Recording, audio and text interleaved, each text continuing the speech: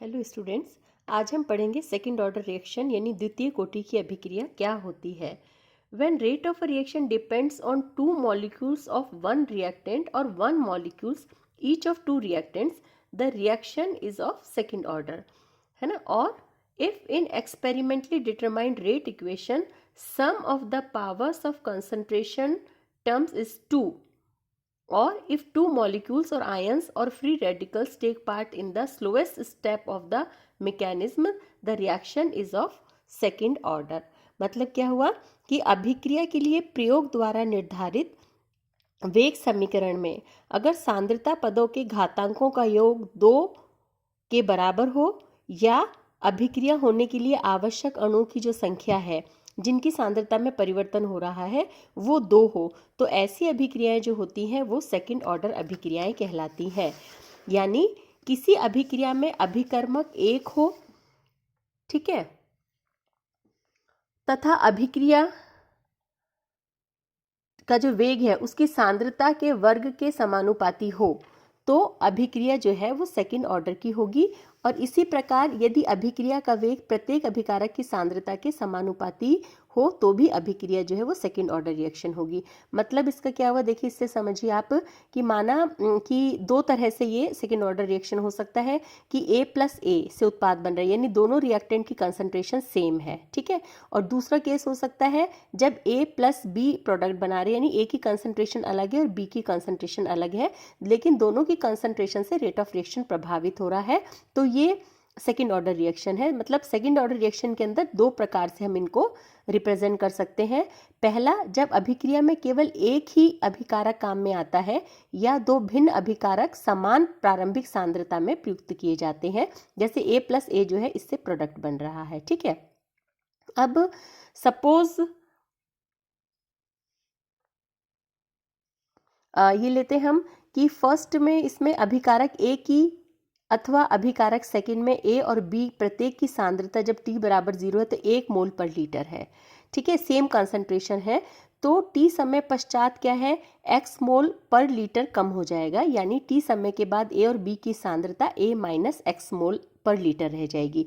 तो हम इसको किस तरह से लिखेंगे कि dx upon dt is equal to क्या हो गया आपके पास में K2 concentration of A concentration of A, ठीक है। तो ये इज इक्वल टू का K2 कंसंट्रेशन ऑफ A और कंसंट्रेशन ऑफ B, क्योंकि इनमें A और B की कंसंट्रेशन सेम है तो हमने इस तरह से लिख दिया। So dx upon dt is equal to क्या हो जाएगा, K2 A minus x A minus x. So dx upon dt is equal to K2 A minus x का होल स्क्वायर। ये जो इक्वेशन है ये differential rate equation for second order reaction, द्वितीय कोटि की अवकलित वेग समीकरण है। अब हमें इसका समाकलित वेग समीकरण किस तरह से निकालेंगे, जैसे हमने फर्स्ट ऑर्डर के लिए निकाला था। सिमिलरली हम क्या करेंगे, dx, ये a माइनस एक्स का होल स्क्वायर इधर आ गया आपके पास में, तो dx upon a minus x whole square is equal to K2 dt हो गया। अब आप इसका इंटीग्रेशन कर दो, तो integration of dx upon a minus x का whole square is equal to integration of K2 dt, ठीक है। इसकी वैल्यू जो है 1 अपॉन a माइनस एक्स के बराबर होती है, और ये यहाँ पर integration of K2 is equal to K2 और dt का integration t plus integrating constant, तो हमारे पास में ये वैल्यू आ गई। अब हम क्या करेंगे, c की वैल्यू निकालनी है, तो when t is equal to 0 x is equal to 0, so c की वैल्यू क्या आ गई, यहाँ पर t और x की वैल्यू हम 0 रखते हैं, तो c इज इक्वल टू हमारे पास 1 अपॉन a के बराबर आ जाता है। अब इस c की वैल्यू आप इक्वेशन यहाँ पुट कर दो, ठीक है। तो आपने यहाँ पर वैल्यू रखी, तो ये हो गया आपका 1 upon a minus x is equal to K2t plus ये c की वैल्यू आ गई 1 अपॉन a। अब यहाँ से K2 निकाल लो, तो K2 इज इक्वल टू क्या हो गया, 1 upon t 1 upon a minus x minus 1 upon a, ठीक है। अब इसके अंदर से आपने इसको सॉल्व कर दिया तो आपके पास में क्या आ गया, K2 is equal to 1 upon T x upon a minus x. ये जो समीकरण है ये क्या कहलाती है, सेकेंड ऑर्डर रिएक्शन की differential rate integrating rate equation कहलाती है, ठीक है। अब सेकंड केस हमारे पास में क्या है, जब दोनों जो अभिक्रिया में दो अभिकर्मक हैं और दोनों की प्रारंभिक सांद्रताएं जो है वो समान नहीं है, एक की सांद्रता अलग है और बी की सांद्रता अलग है। उस केस के अंदर क्या हो जाएगा, देखो कि जो dx अपॉन dt है वो इज इक्वल टू किसके हो जाएगा, K2 कंसंट्रेशन ऑफ A और कंसंट्रेशन ऑफ B। क्योंकि इनकी कंसंट्रेशन जो है डिफरेंट डिफरेंट है तो हमने क्या लिखा, dx upon dt is equal to K2। एक की कंसंट्रेशन A माइनस एक्स हो जाएगी आफ्टर टाइम t और B की कंसंट्रेशन B माइनस एक्स हो जाएगी। ठीक है, अब इसको हमने ये हो गया, तो ये क्या हो गया आपके dx अपॉन, ये नीचे आ गया A minus x B minus x is equal to K2 dt। ठीक है, ये जो इक्वेशन है ये डिफरेंशियल रेट इक्वेशन किसकी है, सेकंड ऑर्डर रिएक्शन के लिए, जबकि दोनों रिएक्टेंट की कंसंट्रेशन जो है वो असमान है, अलग अलग है, तब आपकी ये इक्वेशन हो गई। अब सेम इसको, इसकी इंटीग्रेटिंग रेट इक्वेशन निकालनी है तो हम क्या करेंगे, इसका इंटीग्रेशन करेंगे। सो इंटीग्रेशन ऑफ दिस, तो ये सारा आपने इंटीग्रेशन कर दिया। अब इसकी इंटीग्रेटिंग वैल्यू जो होती है वो 1 अपॉन, ये इसकी हमें वैल्यू निकालनी है और इसकी ये हमें इसकी वैल्यू पुट करनी है। तो हमें पता है कि आंशिक भिन्न के द्वारा कि 1 upon A minus x B minus x is equal to इसके बराबर होता है। ठीक है, तो इसी तरह से हम क्या करेंगे कि यहाँ पे जो dx upon A minus x B minus x है, तो इससे हमने ये वैल्यू हम पुट करेंगे, तो ये हो गया 1 अपॉन A माइनस B और इंटीग्रेशन ये सारी वैल्यू हो गई। ठीक है, तो इससे हमने इसको सॉल्व किया, इसकी ये तो आपके ऐसे कैसे ही आ गया। और फर्स्ट ऑर्डर रिएक्शन में आपने पढ़ा था D integration of dx upon b minus x इसके बराबर होता है minus log b minus x के हो गया, तो ये वैल्यू हमने पुट कर दी, तो c का अब ये हो गया। अब यहाँ से हमने c की वैल्यू कैलकुलेट करनी है, हमें c की वैल्यू कैलकुलेट करने के लिए वही हो जाएगा when t is equal to 0 x is equal to 0, तो आपके पास में c की वैल्यू जो है वो क्या आ जाएगी, इनकी वैल्यूज यहाँ पे पुट कर दिया, तो c की वैल्यू आपके पास में आ गई 1 upon a minus b log b upon a is equal to c. अब इस c की जो वैल्यू है वो हम इस इक्वेशन के अंदर यहाँ पर पुट कर देते हैं। ठीक है, इसकी इक्वेशन जब हम यहाँ पर पुट करते हैं तो हमारे पास में देखो ये इक्वेशन आ गया। इस इक्वेशन को अब हम सॉल्व करेंगे तो ये हो गया हमारे पास में K2t is equal to 1 upon A minus B log b upon A plus log A minus x upon B minus x.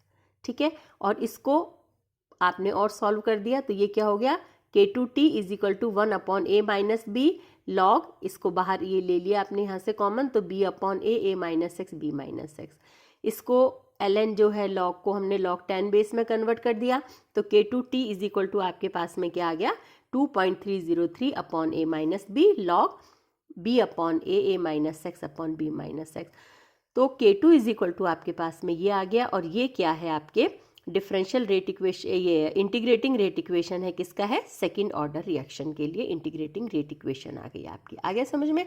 तो इस तरह से सेकंड ऑर्डर के अंदर दो केस हैं, जब कंसंट्रेशन समान होती है दोनों रिएक्टेंट की और जब कंसंट्रेशन अलग अलग होती है, तो इनके लिए दोनों के लिए अलग अलग फॉर्मूले आ गए।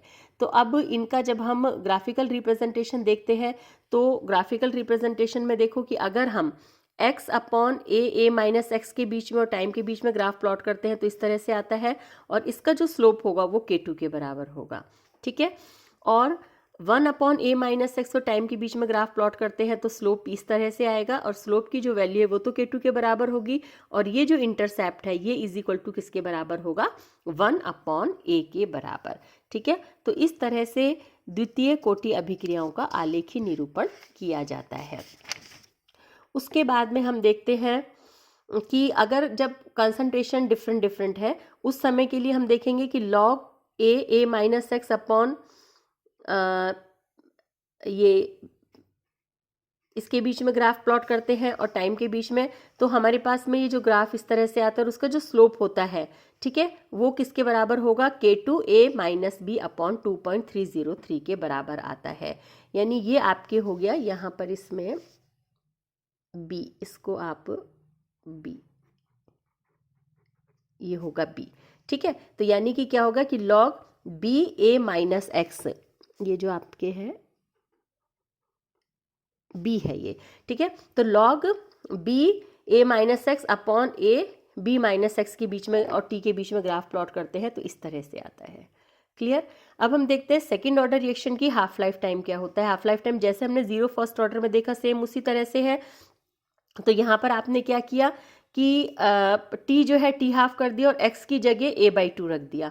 ठीक है, और इसको आप सॉल्व करोगे तो आपके पास में आ जाता है k हाफ इज इक्वल, ये जो है is equal to 1 upon, is directly proportional to 1 upon a के बराबर। यानी क्या हो गया कि द्वितीय कोटि अभिक्रिया में अर्ध आयु का मान जो होता है वो क्रियाकारक की प्रारंभिक सांद्रता के व्युत्क्रमानुपाती यानी इनवर्सली प्रोपोर्शनल होता है।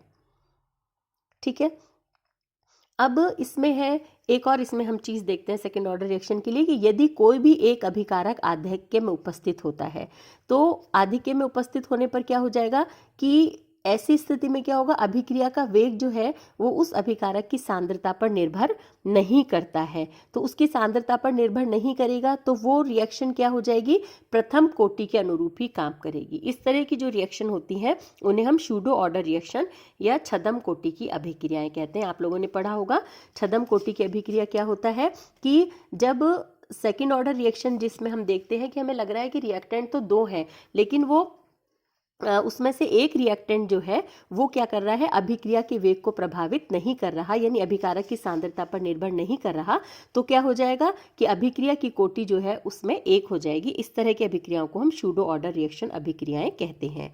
ठीक है, अब इसके लिए हमें K2 के मात्रक निकालने हैं, तो उसका जो फॉर्मूला है उसके अंदर हम वैल्यूज पुट कर देते हैं। तो K2 इज इक्वल टू हमारे पास में आ जाता है मोल -1 लीटर सेकेंड -1, ये आ गया आपके इसका मात्रक।